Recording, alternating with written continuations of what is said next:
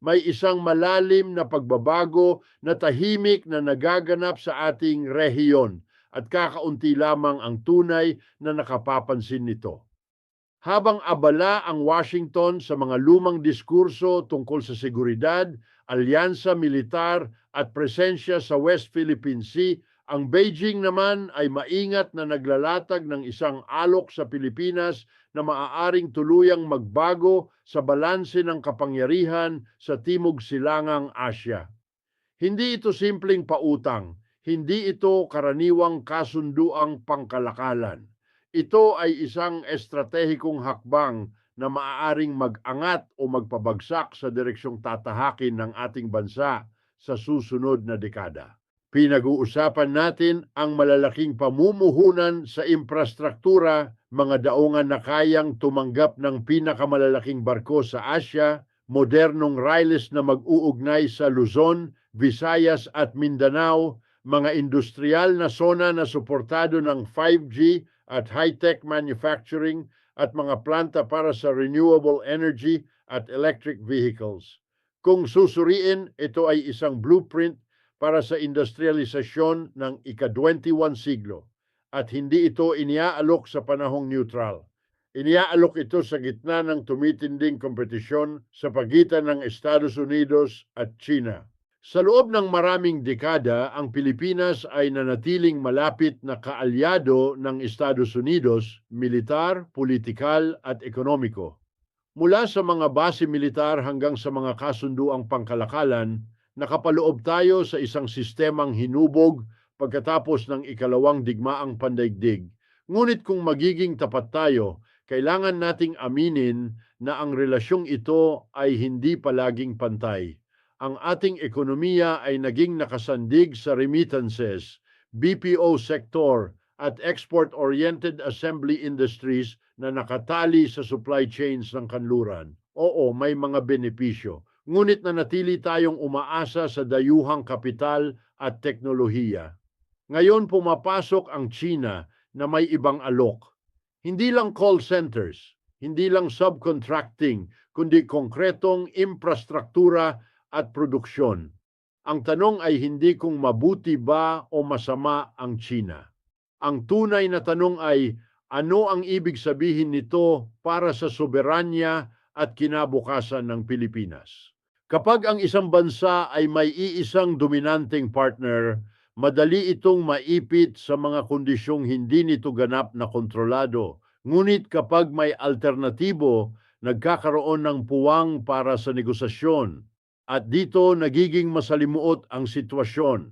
Dahil malinaw ang mensahe mula sa Washington, ang anumang malalim na paglapit ng Maynila sa Beijing ay ituturing na usaping pang-seguridad. At kapag ginamit ng Estados Unidos ang salitang seguridad, madalas ang ibig nitong sabihin ay pagpapanatili ng impluensya. Sa kabilang banda, ang China ay hindi rin altruistiko. Hindi ito charity. May malinaw itong layunin, palawakin ang impluensyang pang-ekonomiya, tiyakin ang access sa mga rutang pandagat at merkado, at lumikha ng network ng mga bansang hindi ganap na nakadepende sa dolyar at sa sistemang pinamumunuan ng kanluran. Ang Pilipinas dahil sa lokasyon nito ay napakahalaga sa estratehikong kalkulasyon na ito. Kung tatanggapin ng pamahalaan ang malawakang pamumuho ng Chino, maaari nitong mapabilis ang modernisasyon ng bansa. Isipin ninyo ang isang Pilipinas na may high-speed rail, modernong pantalan sa Mindanao na direktang konektado sa East Asia at sariling kapasidad sa paggawa ng baterya at renewable technology. Hindi na lamang tayo exporter ng lakas paggawa, maaari tayong maging sentro ng produksyon. Ngunit may mga panganib. Posibleng mapalitan lamang ang isang uri ng pagdepende ng panibagong anyo ng pagdepende. Kung hindi maayos ang mga kontrata, kung walang transparency, kung mananaig ang korupsyon, ang mga bilyong dolyar na puhunan ay maaaring mapunta sa bulsa ng iilang elite, habang ang karaniwang manggagawa ay mananatiling mababa ang sahod. At dito pumapasok ang tunay na hamon para sa pamahalaan, hindi simpleng pumili sa pagitan ng Amerika at China, kundi gamitin ang kompetisyon ng dalawang kapangyarihan upang makuha ang pinakamahusay na kasunduan para sa sambayanang Pilipino. Kung nais ng Estados Unidos na manatiling pangunahing partner, maaari nitong patunayan iyon sa pamamagitan ng konkretong pamumuhunan sa infrastruktura at teknolohiya. Kung nais ng China na magtayo ng mga proyekto, dapat malinaw ang kondisyon, disenteng sahod, transfer ng teknolohiya, proteksyon sa kalikasan at tunay na pakinabang para sa lokal na komunidad. Sa unang pagkakataon sa mahabang panahon, may pagkakataon ang Pilipinas na makipag-usap mula sa posisyon ng mas malaking leverage. Hindi dahil tayo ay makapangyarihan, kundi dahil nagbabago ang mundo. Ang unipolar na kaayusan na minsang dominado ng iisang superpower ay unti-unting nagiging multipolar. At sa ganitong kapaligiran, ang maliliit at katamtamang bansa ay may mas maraming puwang para sa sariling estratehiya kung may lakas ng loob at malinaw na bisyon. Ang susunod na 2 taon ay magiging kritikal. Ang mga desisyong gagawin ngayon ay magtatakda kung ang Pilipinas ay mananatiling tagasunod sa gilid ng pandaigdigang ekonomiya o magiging aktibong manlalaro sa bagong kaayusan. Hindi ito simpleng usapin ng geopolitika. Ito ay usapin ng trabaho, sahod, infrastruktura at kinabukasan ng susunod na henerasyon. At ito pa lamang ang simula ng mas malalim na kwento na kailangan nating unawain. Kung lalaliman pa natin ang pagsusuri, makikita nating ang sitwasyong kinakaharap ng Pilipinas ay hindi hiwalay na pangyayari. Bahagi ito ng mas malawak na pagbabagong pandaigdig na unti-unting naglilipat ng sentro ng kapangyarihang pang-ekonomiya mula sa kanluran patungo sa Asya. Sa loob ng maraming dekada matapos ang ikalawang digmaang pandaigdig, halos kalahati ng pandaigdigang ekonomiya ay kontrolado ng Estados Unidos. Ngayon, mas mababa na ito sa isang kapat. Hindi dahil bumagsak ang Amerika, kundi dahil mas mabilis ang pag-angat ng ibang ekonomiya, lalo na ng China at India. Ang ganitong pagbabago ay bihirang mangyari nang walang tensyon. Sa kasaysayan, kapag may bagong kapangyarihang umangat, natural na nagkakaroon ng alitan sa dating dominante. At ang Pilipinas, dahil sa lokasyon nito sa pagitan ng Pacific at South China Sea, ay nasa mismong gitna ng pagigting na ito. Hindi tayo simpleng tagamasid. Tayo ay mahalagang piyesa sa mas malaking chessboard. Isipin ninyo ito, kung ang China ay makapagtatayo ng modernong deep water ports sa ating baybayin, kung makapagtatatag ito ng mga industrial corridor na direktang konektado sa supply chains ng Asia, mababago ang estruktura ng ating ekonomiya. Hindi na lamang tayo magiging bansa ng export processing zones na umaasa sa imported components. Maaari tayong magkaroon ng mas mataas na value-added production, semiconductors, electric vehicles, renewable energy systems. Ito ang uri ng industrialisasyong hindi nating ganap na nakamit sa nakalipas na kalahating siglo. Ngunit kasabay nito, tiyak ang magiging reaksyon ng Washington. Hindi lihim na ang Estados Unidos ay tumitingin sa Indo-Pacific bilang sentro ng estratehikong kompetisyon. Ang anumang hakbang ng Maynila na magpapalalim ng ugnayan sa Beijing ay maaaring ituring na paglihis sa tradisyonal na alyansa. At dito nagiging maselan ang usapin. Paano mapapanatili ng Pilipinas ang seguridad at diplomatikong relasyon sa Amerika habang sinasamantala ang oportunidad na hatid ng China? Mahalagang tandaan na ang kapangyarihan ay hindi lamang nasusukat sa lakas militar. Ito ay nakaugat din sa kakayahang mag-alok ng kaunlaran. Kung ang Estados Unidos ay nais manatiling pangunahing partner ng Pilipinas, kailangan nitong patunayan ito sa pamamagitan ng konkretong proyektong pang-ekonomiya, hindi lamang mga pahayag ng suporta o pagpapadala ng barkong pandigma. Ang infrastruktura, teknolohiya at industrial na kapasidad ang tunay na batayan ng pangmatagalang impluensya. At sa kabilang banda, hindi rin dapat maging bulag ang Pilipinas sa mga hamon ng paglapit sa China. May mga halimbawa sa ibang bansa kung saan ang malalaking proyekto ay nagdulot ng utang na mahirap bayaran o ng mga kasunduang hindi patas sa lokal na manggagawa. Kaya ang susi ay hindi simpleng pagtanggap o pagtanggi. Ang susi ay matalinong negosasyon. Ang bawat kontrata ay kailangang malinaw. May transfer of technology ba? May protection ba sa kalikasan? May garantiya ba ng disenteng sahod at lokal na trabaho?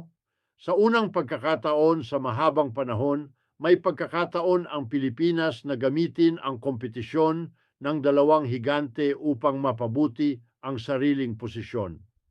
Kapag may dalawang malalaking kapangyarihan na nais makipag-ugnayan, maaaring magtakda ng sariling kondisyon ang mas maliit na bansa kung may lakas ng loob at pambansang pagkakaisa.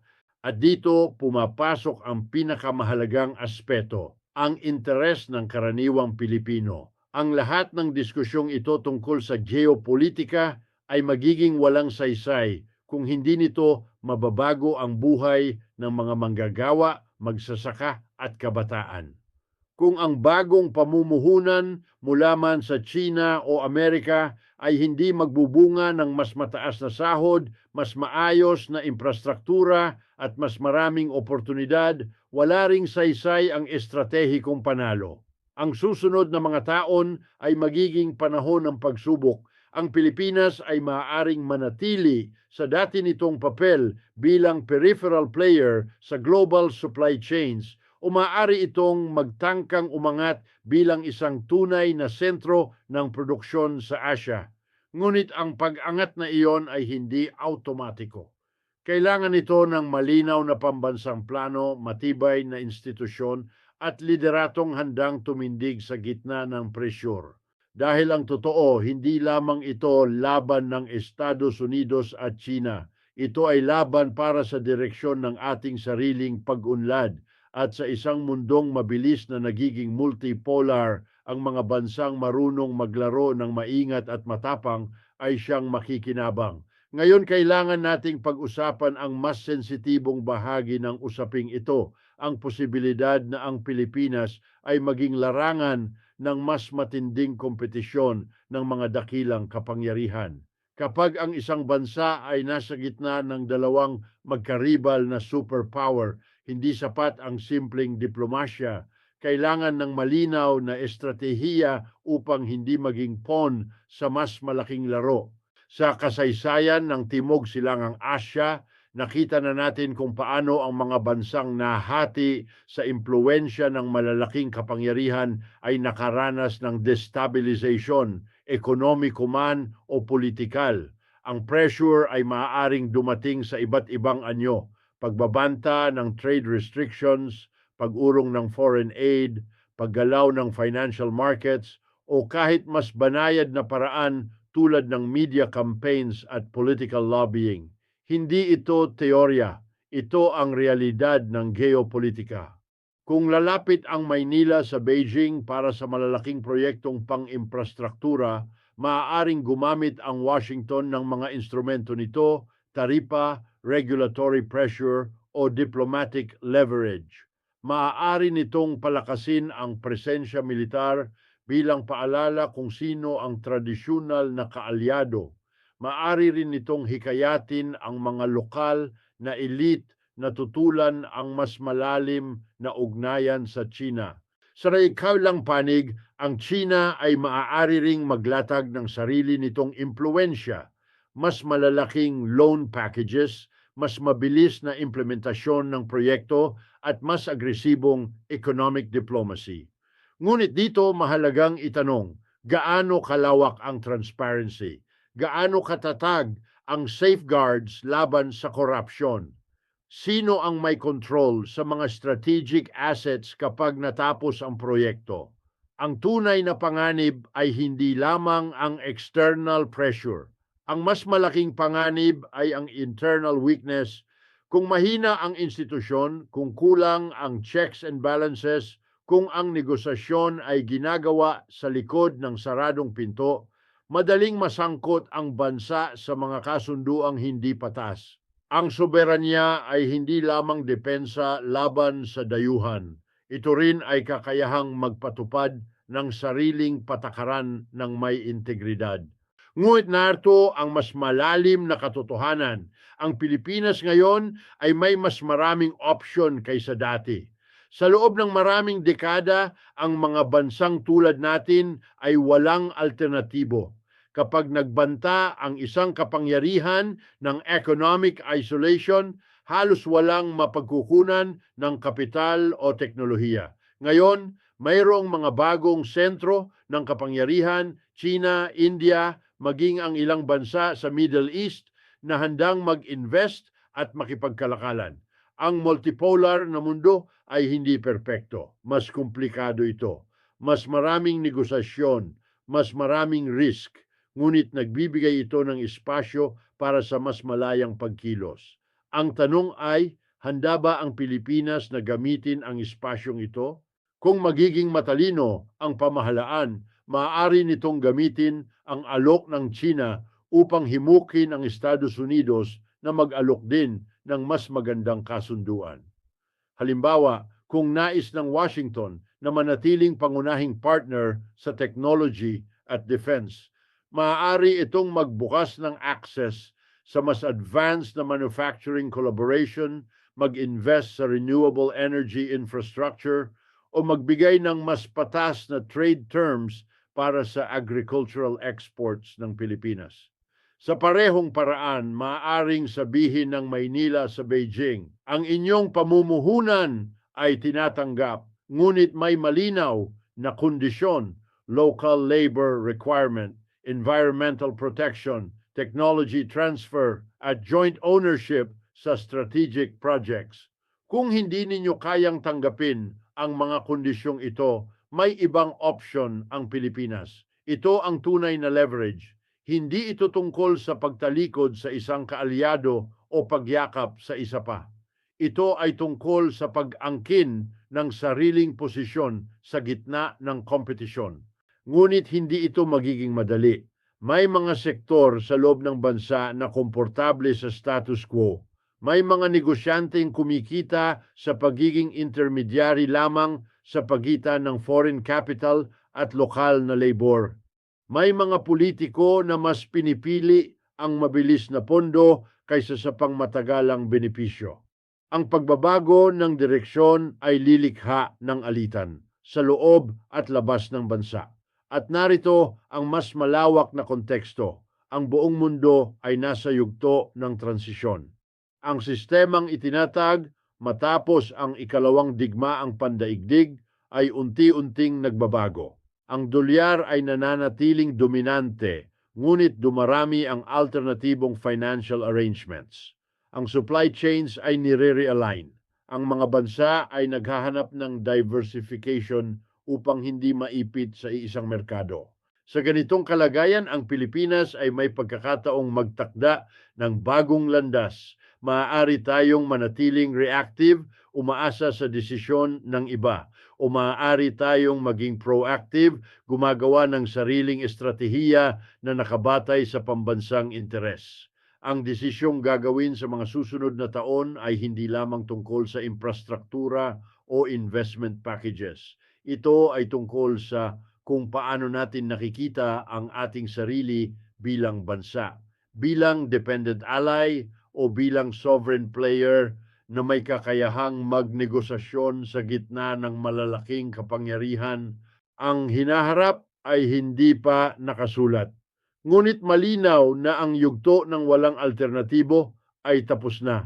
At sa isang mundo na nagiging mas multipolar araw-araw, ang mga bansang may malinaw na bisyon at matatag na institusyon ang siyang makikinabang. At ngayon, dumating tayo sa pinakamahalagang tanong. Ano ang magiging kahulugan ng lahat ng ito para sa karaniwang Pilipino? Dahil sa huli, ang geopolitika ay hindi dapat manatili sa antas ng mga presidente, diplomat at negosyador. Ang tunay na sukatan ng anumang estratehikong desisyon ay kung paano nito binabago ang buhay ng manggagawa sa pabrika, ng magsasaka sa probinsya, ng kabataang naghahanap ng trabaho, ng pamilya na araw-araw nagbabayad ng mataas na presyo sa kuryente at transportasyon. Kung ang alok ng China ay magreresulta lamang sa mga proyektong kontrolado ng dayuhang kumpanya na gumagamit ng imported na materyales at limitadong lokal na empleyado, walang tunay na pagbabago ang mangyayari. Kung ang mga daungan at RILES ay itatayo, ngunit mananatiling mababa ang sahod at mahina ang proteksyon sa paggawa, magpapalit lamang tayo ng bandila sa ibabaw ng parehong estruktura ng pagdepende. Ngunit kung ang Pilipinas ay magtatakda ng malinaw na pambansang layunin, industrialisasyon na may mataas na value-added production, malawak na technology transfer, pagsasanay ng lokal na inhinyero at teknisyan, at tunay na pag-angat ng sahod, ibang kwento na iyon. Ang infrastruktura ay hindi lamang konkretong tulay o bakal na riles. Ito ay pundasyon ng produktibong ekonomiya. Ang teknolohiya ay hindi lamang 5G o automated systems. Ito ay kaalaman na maaring manatili sa bansa at magbunga ng mga bagong industriya sa hinaharap. Dito papasok ang papel ng Estado at lipunang sibil. Kung nais nating masiguro na ang bagong yugto ng pamumuhunan ay hindi mauwi sa panibagong siklo ng hindi pantay na kaunlaran, kailangan ng transparency, matibay na regulasyon at aktibong partisipasyon ng publiko. Kailangan ng malalakas na unyon na makikipagnegosasyon para sa disenteng sahod. Kailangan ng environmental safeguards upang hindi masakripisyo ang kalikasan kapalit ng mabilis na tubo. Kailangan ng malinaw na audit at oversight upang maiwasan ang corruption. At narito ang mas malawak na pananaw, ang transisyon mula sa isang unipolar na mundo patungo sa multipolar ay hindi agad magdudulot ng automatikong hustisya. Maaari itong magdala ng mas matinding kompetisyon, mas komplikadong alyansa at mas maraming risk. Ngunit nagbibigay ito ng puwang para sa mga bansang tulad ng Pilipinas na pumili ng mas malayang landas. Ang Estados Unidos ay haharap sa sariling pagsubok kung kaya ba nitong umangkop sa realidad na hindi na ito ang nag-iisang sentro ng kapangyarihan. Ang China naman ay kailangang patunayan na ang modelo nitong pamumuhunan ay tunay na kapaki-pakinabang at hindi lamang bagong anyo ng impluensya. Sa gitna nila, naroon ang Pilipinas, hindi bilang tahimik na tagasunod, kundi bilang bansang may kakayahang magtakda ng sariling direksyon. Ang susunod na mga taon, lalo na papalapit sa 2026, ay magiging panahon ng desisyon. Ang mga kasunduang pipirmahan, ang mga proyektong sisimulan, at ang mga kondisyong itatakda ay maghuhubog sa ating ekonomiya sa loob ng dekada o higit pa. Maaari itong maging simula ng mas matatag na industrial na base, mas mataas na sahod, at mas modernong infrastruktura, o maaari itong maging panibagong kabanata ng pagdepende at hindi pantay na pag-unlad. Ang pagkakaiba ay nasa kung paano natin gagamitin ang sandaling ito. Ang alternatibo ay narito na. Ang kompetisyon ng mga kapangyarihan ay totoo, ngunit ang tunay na laban ay hindi sa pagitan ng Washington at Beijing. Ang tunay na laban ay para sa soberanya, dignidad at pangmatagalang kaunlaran ng sambayanang Pilipino. At sa isang mundong patuloy na nagbabago, ang mga bansang may malinaw na bisyon, matatag na institusyon at tapang na magnegosasyon ang siyang magtatagumpay. Ang tanong ay hindi kung magbabago ang mundo, nagbabago na ito. Ang tanong ay kung ang Pilipinas ay magiging aktibong tagahubog ng sariling kapalaran o mananatiling nakasakay lamang sa agos ng desisyon ng iba. Ang sandali ng pagpili ay narito at ang epekto nito ay mararamdaman hindi lamang sa mga palasyo at boardroom, kundi sa bawat tahanan sa buong kapuluan.